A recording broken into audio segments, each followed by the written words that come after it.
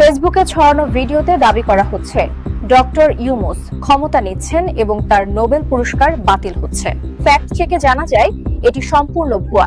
ভিডিওটি আসলে 2024 সালের মার্কিন স্টেট ডিপার্টমেন্টের পুরনো ব্রিফিং থেকে নেওয়া, যেখানে এমন কোনো মন্তব্য করা হয়নি।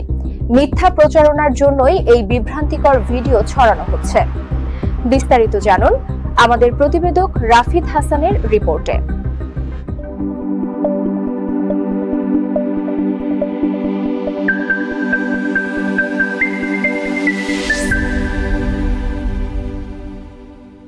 সম্প্রতি সোশ্যাল মিডিয়ায় একটি ভিডিও ছড়ানো হয়েছে যেখানে দাবি করা হয়েছে শেখ হাসিনার পদত্যাগ আন্তর্জাতিক আইনে অবৈধ এবং ডক্টর ইউনূসকে ক্ষমতা হস্তান্তরের নোটিশ পাঠানো হয়েছে। এই আদেশ অমান্য করলে তার বিরুদ্ধে কঠোর ব্যবস্থা গ্রহণ করা হবে, বাতিল হবে নোবেল পুরস্কার। এছাড়া দাবি করা হয় যে যুক্তরাষ্ট্রের সাবেক মুখপত্র ম্যাথিউ মিলার এসব মন্তব্য করেছেন। তবে ফ্যাক্ট চেক অনুসন্ধানে জানা গেছে এই দাবি সম্পূর্ণ মিথ্যা ও বিভ্রান্তিকর।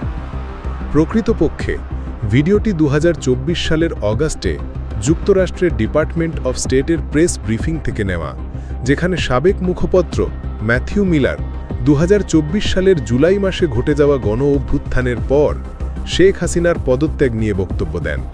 তিনি জানান, যুক্তরাষ্ট্র বাংলাদেশের মানুষের পাশে রয়েছে এবং অন্তর্বর্তী সরকারের ঘোষণাকে স্বাগত জানাচ্ছে।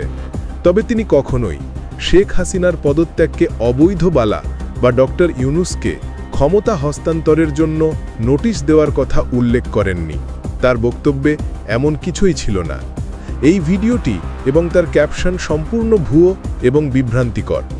মিথ্যা দাবি ছড়িয়ে জনগণকে বিভ্রান্ত করার উদ্দেশ্যে এই ভিডিওটি তৈরি করা হয়েছে। একটি ভুল তথ্য সমগ্র সমাজকে বিভ্রান্ত করতে পারে, তাই তথ্য যাচাই করুন, গুজব থেকে সতর্ক থাকুন।